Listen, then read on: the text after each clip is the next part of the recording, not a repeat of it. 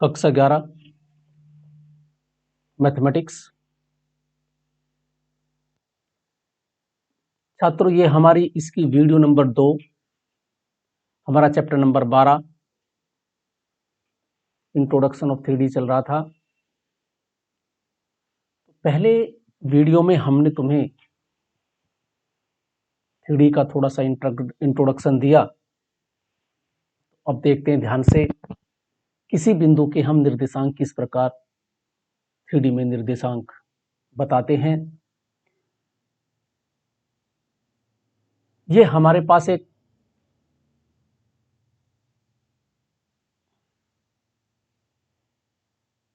Three figure है। हमारे पास ओ मूल बिंदु है। इससे जाने वाले 3 एक्सिस, एक्स एक्सिस, ये एक्स एक्सिस है, ये धन पार्ट है पॉजिटिव, इसके पीछे की ओर ऋण होगा। ये हमारे पास वाई एक्सिस है, वो ये वाई एक्स का धनात्मक पार्ट है। अर्थात हम प्रथम अष्टांग में काम कर रहे हैं। जो हमारे पास इसके 8 पार्ट थे उसके प्रथम पार्ट में कर रहे हैं, क्योंकि और ये हमने ओ जेड लिए, हमने पॉजिटिव, हमने तीनों ही पॉजिटिव पार्ट लिए हैं। और ये इस बिंदु P के निर्देशांक यहां यदि एक्स वाई जेड हैं, यदि बिंदु P के निर्देशांक एक्स वाई जेड हैं, तो इस जो लिखा है इसे थोड़ा सा भूल जाइए, क्योंकि मैं एक्स्ट्रा बता रहा हूं।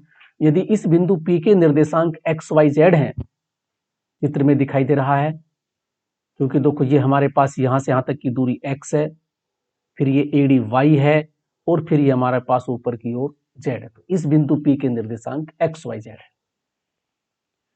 तो देखो इस बिंदु P से जाने वाले हमारे पास कितने फलक हैं, या ये हमारे पास जो घन बना है, ये जो क्यूबाइड है जो भी, इसके कितने फलक हैं। देखो इसमें हमारे पास एक एक्स वाई तल में है, फिर एक इसके ऊपर है, ये वाला इसके पैरेलल है, क्योंकि जो ऊपर वाला फलक इसके नीचे पैरेलल है। ये वाला इसके पैरेलल है, और ये वाला सामने वाले के, मेरे जो सामने है एफ पी, ये इसके समांतर। तो इस प्रकार हमारे पास इसमें 6 फलक हैं, और हमारे पास 8 बिंदु हैं। इसके जो शीर्ष हैं, इसमें 8 शीर्ष हैं, एक ओ, बी, डी, ए, बी, सी, ई, पी, एफ। अगर तुम्हें कहा जाए इनके निर्देशांक ज्ञात कीजिए, तो किस प्रकार हम लिखेंगे। देखो सबसे पहले हम देखते हैं ए के निर्देशांक क्या है, और देखो हमें लिखने हैं ट्रिपलेट। देखो क्योंकि ये बिंदु एक्स अक्ष पर है, तो ना तो इसमें वाई पार्ट है, ना ये केवल एक्स अक्ष पर है। तो इसके, क्योंकि इसकी लेंथ जो है हमारे पास ए है, तो जो इसके निर्देशांक होंगे वे होंगे x 0 0, क्योंकि इसमें ना y है, ना ऊपर ना नीचे, केवल हमारे पास ये x वाला पार्ट आएगा, ना इसमें y पार्ट है, ना इसमें ही z पार्ट है। तो ये हमारे पास a के निर्देशांक क्या हुए, x 0 0। इसी प्रकार यदि हम बिंदु B को देखें, तो इसके जो निर्देशांक हैं वे होंगे, क्योंकि इसमें केवल y पार्ट है, इसमें x भी नहीं है, तो 0, ये लेंथ y है, तो 0, y, 0। ध्यान से सुनिए, 0 y 0, ये बी के हुए, क्योंकि ओ मूल बिंदु है। सी की बात करें अगर हम, तो हमारे पास ये लेंथ z है केवल, ये हमारे पास ना ये x अक्ष इसमें काउंट होता है, ना इसमें y अक्ष काउंट होगा, ये केवल z अक्ष पर है बिंदु, ये z अक्ष पर है, तो इसलिए इसमें x पार्ट भी 0 होगा और y पार्ट भी, y कोऑर्डिनेट भी 0 होगा। तो इसके हो जाएंगे 0 0 z। अगर मैं तुमसे कहा जाए कि d के निर्देशांक ज्ञात कीजिए, देखो d जो है ये एक्स वाई तल में है, d किस में है, एक्स वाई तल में है। तो जो d के निर्देशांक होंगे, देखे ध्यान से देखे, चाहे ऐसे देख ले, क्योंकि ये तो इसमें y है इतना, और ये इतना x है, या ऐसे देखें, हम d से o से स्टार्ट करते हैं और d पर पहुंचते हैं। पहले गए हम यहां, ये x और ये लेंथ y, तो इसके कोऑर्डिनेट हुए x, y, 0, अर्थात इसमें केवल x कोऑर्डिनेट है, y कोऑर्डिनेट है, z इसमें नहीं है, ना ये ऊपर है नीचे है, क्योंकि x y तल में है, तो इसमें z वाला कोऑर्डिनेट शून्य होगा। तो इसके निर्देशांक हुए डी के x y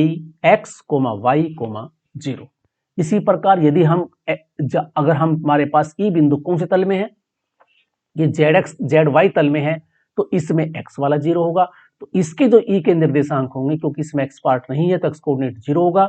ये ZY तल में है, सॉरी ये YZ तल में है, तो x का मान 0 है, तो 0 YZ। अगर f देखें तो f कौन से तल में है, ये हमारे पास XZ तल में है, तो इसके कोऑर्डिनेट होंगे कौन से तल में है, XZ में। ये y वाला नहीं होगा इसमें, तो x, y का ये मान 0 हो जाएगा, x 0 Z। इसी प्रकार p के x y z होंगे। तो इस प्रकार c के निर्देशांक बता दिए। इस वीडियो को देखो ध्यान से। तो देखो ये मैंने लिखा, इसमें सब कुछ ही है। इसमें देखो ये देखो बिंदु O के निर्देशांक 0 0 है, क्योंकि ये तुम्हारे पास मूल बिंदु है। यहाँ x अक्ष पर स्थित किसी बिंदु के निर्देशांक क्या होते हैं, मैंने कहा देखो x अक्ष पर क्या होंगे, क्योंकि केवल x अक्ष है तो इसमें x कोऑर्डिनेट होगा, बाकी 0 होंगे। अगर कोई yz ले तो क्योंकि इसमें yz तल है, yz में x नहीं है, तो इसमें x वाला पार्ट 0 होगा, तो 0 yz होते हैं।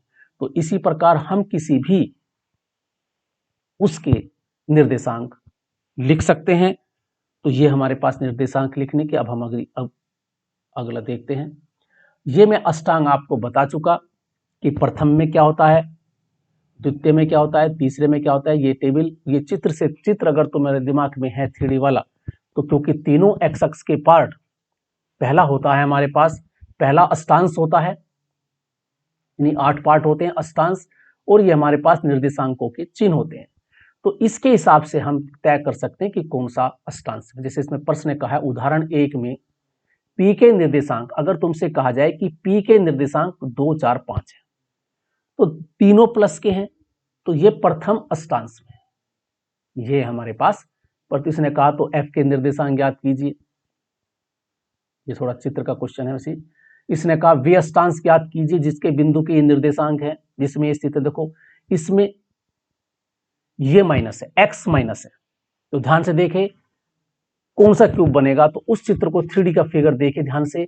इसमें x माइनस है, y प्लस है, और हमारे पास ये दोनों प्लस के हैं और ये माइनस का। देखो ये वाला, ये सेकंड वाला है, इसमें yz प्लस है, y प्लस, ये प्लस, तो ये हमारे पास सेकंड में है। तो इस प्रकार हमारी जो एक्सरसाइज है कि एक बिंदु x पर स्थित है, तो उसका y निर्देशांक और z निर्देशांक क्या है। जब वो x अक्ष पर स्थित है तो y और z तो शून्य होंगे, तो उनका y निर्देशांक भी शून्य होगा और z निर्देशांक भी शून्य होगा। इसने कहा एक बिंदु xy तल में है, सॉरी xz तल में है। जब xz है तो y तो है ही नहीं इसमें, तो y निर्देशांक के बारे में आप कहेंगे कि y का निर्देशांक इसमें शून्य होगा। फिर उन अष्टांशों के नाम बताइए जिनमें निम्नलिखित बिंदु स्थित हैं। तो हमारे पास तीनों प्लस हैं, तो पहले में है हमारे पास। अब देखें इसमें, देखो ये x प्लस है, x प्लस है, z प्लस है, ये हमारे पास चौथे में जाएगा। तो देखो इसमें x प्लस है, मेरी तरफ को आ रहा है x x, y dash minus है, ये इधर की ओर, ये तुम्हारे पास बाएं पक्ष की ओर हो गया, और हमारे पास ये ऊपर की ओर हो गया, तो चौथा नंबर बैठेगा। तो ये चौथा पार्ट है। चित्र के हिसाब से अगर दिमाग के लगाएं तो ये तो हमारे पास इस टेबल को याद करें, इस टेबल के हिसाब से हम अष्टांश हम बता सकते हैं। तो ये थी छात्रों हमारी इसकी वीडियो नंबर 2। तो एक्सरसाइज 12.1 तुम्हें करनी है ध्यान से। तो जो बताया गया टेक्स्ट बुक ली, टेक्स्ट बुक को अच्छी तरह ध्यान से पढ़ें। अगर कोई समस्या आती है तो मुझसे पूछें। तो ये थी तुम्हारी वीडियो नंबर 2। Thank you.